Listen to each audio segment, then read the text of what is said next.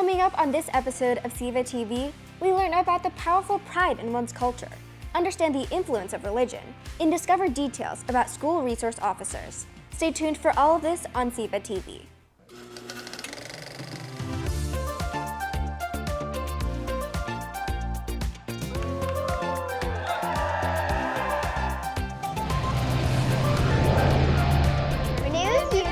From Maryhill Midtown. Welcome back to Boys on a Mic. This is ways how to do a layup. Jump. Yeah.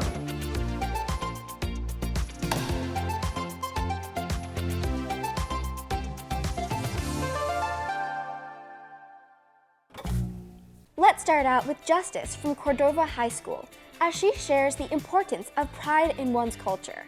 My name is Justice. I go to Cordova High School, and the name of my SEVA is Black Women Empowerment. You can use a video to spread awareness. You can use a video to put out messages to people. Advice I would give is just take your time.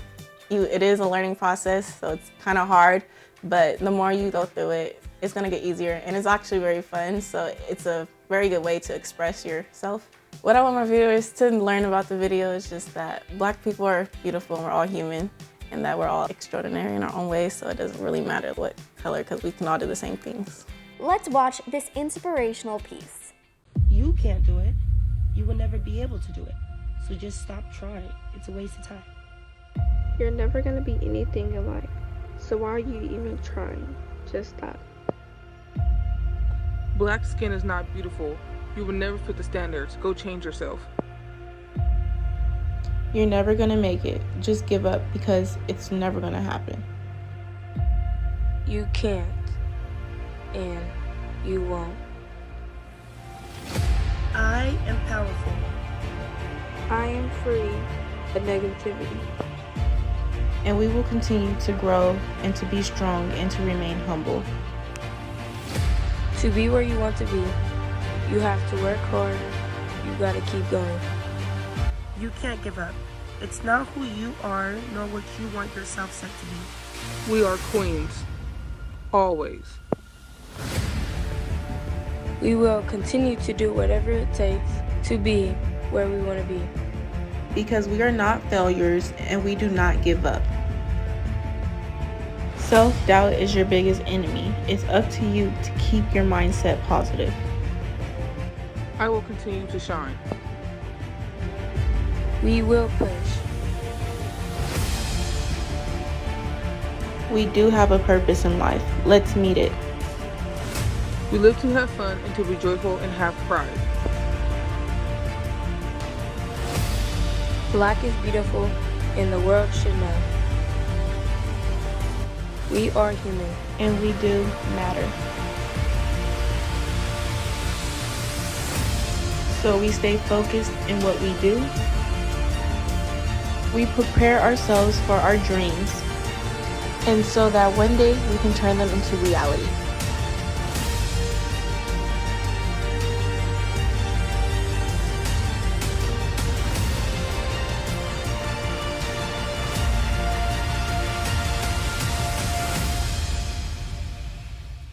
Being comfortable in my own skin is a large thing for me. It's important not to pay attention to race comments. I always taught to be strong and be proud of who I am.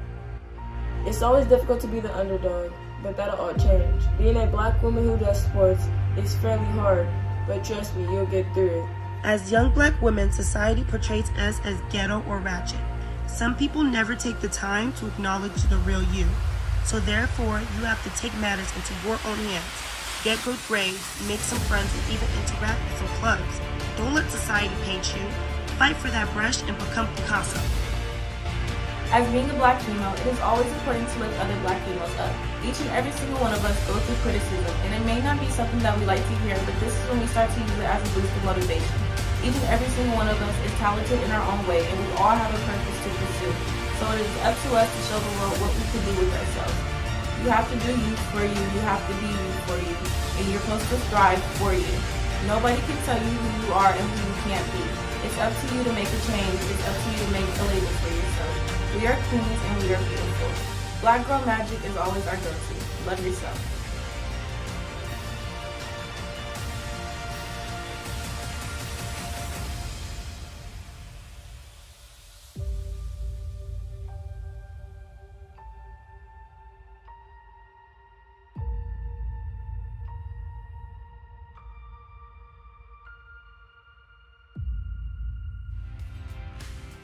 Student producer Justice perfectly illustrated community empowerment with an amazing video composition.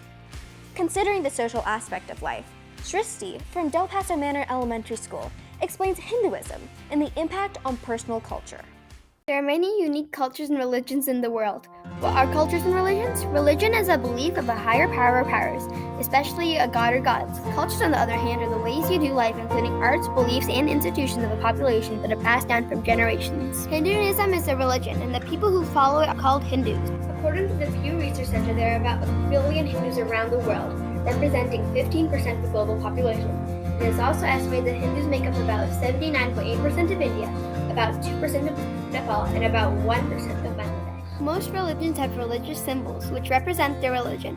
The symbol for Hinduism is or Some religions also have holidays for important times in their history. Finally, most commonly, religions have beliefs. Let's learn more about these aspects of Hinduism and more. Holidays in Hinduism. It is a way of bringing all communities together. So it allows people to come together in community to enjoy celebrating festivities together. Diwali essentially is victory of the good over the bad. For the symbols is It means creation, sustenance, and dissolution. Hinduism is one of the oldest religions. People say it's more than a religion, not a culture, but it is the way you do life as well as the aspects of a religion. Religion is a big part of people's life across the world, and it is important to acknowledge the fact that many people believe and follow. Wow, that was super informational, and I learned a ton about Hinduism. Let's hear from Canyon from Cordova High School, a student producer who speaks about the importance of being educated on relevant topics. Our video is about what SROs do and are they essential for schools and how students feel about SROs. Videos like documentaries, they're informational, they impact our community by spreading awareness of what is currently going on and what students are feeling and how students are feeling. My favorite part was a section of editing that from the very beginning, before we even had the idea, I wanted to do stick figures, a certain amount of them, and they would be covered in black. And once the percentage came up, they would be highlighted a different color. And I just thought, oh, that would be fun. That was honestly my favorite part. For advice to students, especially beginners, I would say just follow what you like. Don't feel pressured by other people to do other things, and make sure you work with the right people. Here at SEVA TV, our student producers utilize eye-catching visuals to draw in the audience. To finish up this episode, let's watch Calvin and Canyon's video to learn more about school resource officers. The truth is, cops do not belong on our campuses. Youth do not need a relationship with law enforcement. Police departments across the United States have terrorized, brutalized, and separated our community since the very beginning. School resource officers, or SROs as they're commonly known on campus. You may wonder, what are they doing on campus? How are they essential to schools, or are they essential to schools? In the wake of media attention and recent events of school shootings, with many American kids being killed over the past decade, a growing number of schools nationwide have turned to armed security personnel like SROs to protect kids. According to the National Center for Education Statistics, the percentage of public schools that reported having one or more security staff present at least once a week increased from 43% to 65% between 2009 to 2010 and 2019 to 2020. The percentage of schools reporting the presence of any security staff was greater for schools as well were higher enrollments, as 96% of schools with 1,000 or more students enrolled have one or more security staff present, compared with 48% of schools with less than 300 students enrolled. However, a highly controversial and debated topic has come up along with this attention. Do school resource officers actually protect students effectively and ensure the safety of their lives? Do they actually make students safer, or even feel safer? The Federal Office of Community-Oriented Policing Services have shown that participants of new SRO programs at large established sites believe that the program increases the trust in police. However, they were unable to provide empirical evidence of increased trust and only anecdotal evidence. The same was regarding the question of whether the program reduced fear in schools, and concrete evidence of the effectiveness was lacking. Overall, research has been inconclusive regarding whether armed school security reduces school violence or deters school shootings. So this leads to the question, What do students really feel and think about school resource officers being on campus? Do they even feel safe with them on campus?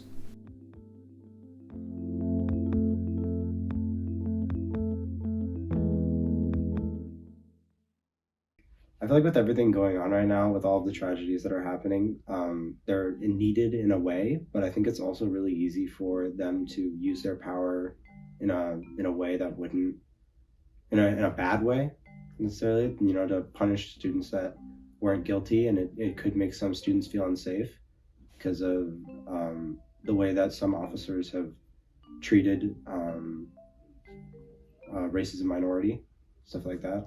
I feel like the school resource officers on our campus are a lot better than some that I'm hearing about, and I'm confident that our resource officers are better than some, but I feel like that shouldn't really be the case. I feel like all resource officers should be well-respected individuals that treat students like they're actual students and just try to protect them.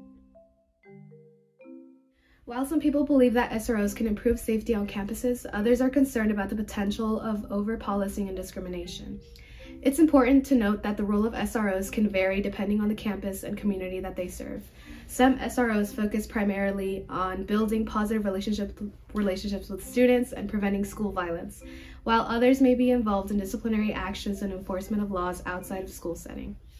Though I believe that they are vital to our safety, there should be better training and selection of SROs. I argue that SROs should receive training in areas such as trauma-informed care, de-escalation, and cultural competency. I also believe that they should be selected based on their ability to connect with students and their level of empathy and compassion. In terms of when SROs should be contacted, they should only be involved in emergency situations where school admin is unable to handle the situation. I've heard experiences where cops were discriminatory towards people of color, and I've also heard experiences where they've gone out of their way to help people of color. I don't like to blanket all police officers in one single stereotype, therefore it is important to acknowledge these experiences and work towards creating a more equitable and just system. Some proponents of SROs argue that having a police officer on campus can deter violence and provide a sense of safety for students and staff. Some may argue that SROs are trained to respond to emergencies and can help prevent or mitigate school shootings. Additionally, they argue that SROs can serve as a positive role model for students and help build positive relationships between law enforcement and the community. A study by the Department of Justice has found that compared to schools without SROs, schools with assigned officers were more likely to have greater involvement with the law enforcement. This means that these schools were more likely to investigate leads about a crime from staff and students, conduct safety and security inspections, and have patrols of school facilities and ground.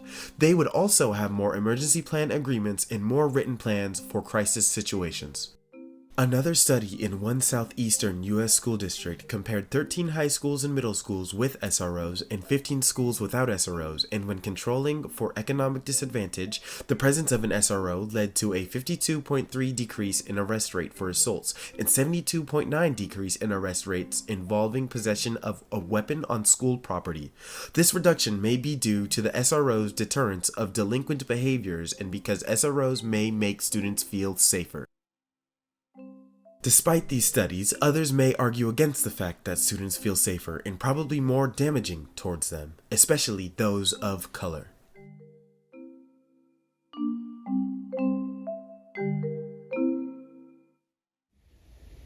SROs just make me scared to be on campus. They're in full uniform, they have all their weapons and equipment, and seeing them every day isn't like, oh, I'm really safe on campus. It just feels like another place where I'm not accepted truly. I don't have a positive experience with them, and I know that the SROs on campus can communicate and connect with other kids, but my background, I don't have a positive experience. Even one of the SROs, she came into a BSU meeting, she abused her power. She said really mean things relating to the Trayvon Martin situation. And I felt as though from then, I know where their loyalties lie. I don't believe that they should be on campus or that their presence should be made known. I know that as a district that they have to come on campus to just provide safety checks, and the police are useful when there's something happening. They don't have to be around when nothing is happening. Waiting for something to pop off, as they say, is just too much. It's not a welcoming and friendly environment to me. Though Chris Clark is not a student, the information he provides reflects what some students may argue against SROs. The role of an SRO is actually to provide safety to our campuses. Many will argue that they can be counselors, but they're not trained in being a counselor. A lot of people will argue, and these are, obviously supporters saying, well, kids are more comfortable going to an SRO. Well, on the flip side of that, kids of color, parents of color, are saying, well, my kid is not going to go to a police officer. Now, going back to what I said, we do have SROs. They're actually roaming the community, roaming the schools. If we have an incident, we could call the SROs and they're there. And sometimes we'll say, oh, well, we build relationships with the kids. Well, I don't think they build relationships with our mind. And this is what I hear from our parents, especially from our socioeconomically disadvantaged parents. It's like, my kid is not going to have a relationship with an SRO, because of the trust. And especially among us African Americans, we don't trust police officers. Been few incidents, even in Rancho, Cordova, where a police officer has literally beat down a child. So, the African American community sees that, people of color see that, and it's just, something that they don't want on campus. If we're going to have an SRO on campus, maybe not have bulletproof vests and guns and everything. I know of one SRO that, when they talk to kids, they had their hand on their gun. Like, okay, you're talking to a kid.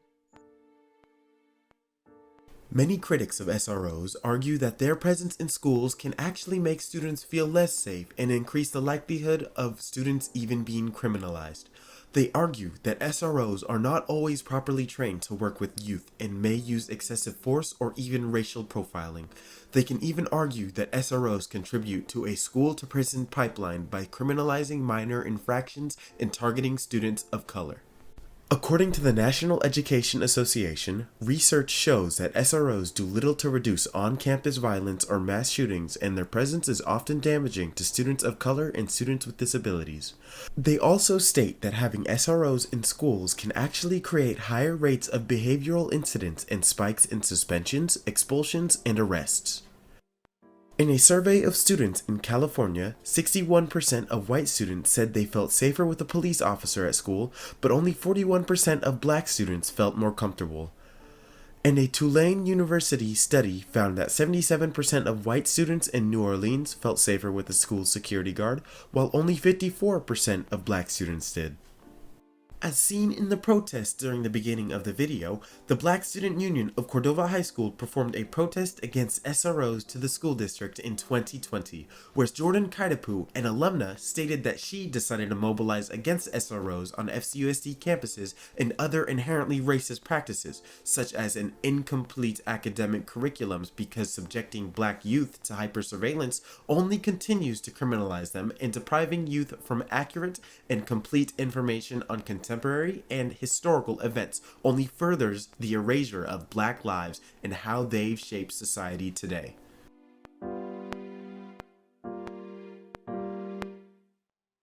The debate over the efficacy of SROs in schools is truly a complex topic today.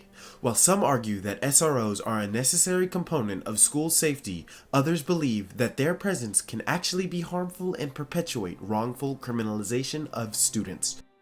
Though exploring both sides of the debate and examining the evidence surrounding the efficacy of SROs in schools, this video hopes to provide an informed perspective on this important issue and continue the conversation to ultimately answer a thought-provoking question.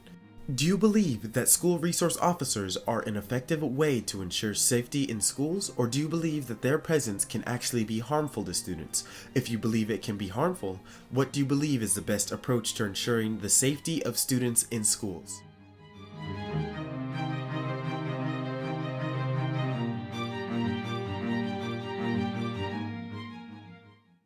That wraps up our episode for today. But don't worry, we have more episodes of SEVA TV coming your way. For more content, check us out on secctv.org or find us on your favorite platform, X, Facebook, Insta, and YouTube. We have it all. My name is Naya, and thank you for joining me on this episode of SEVA TV. Until next time.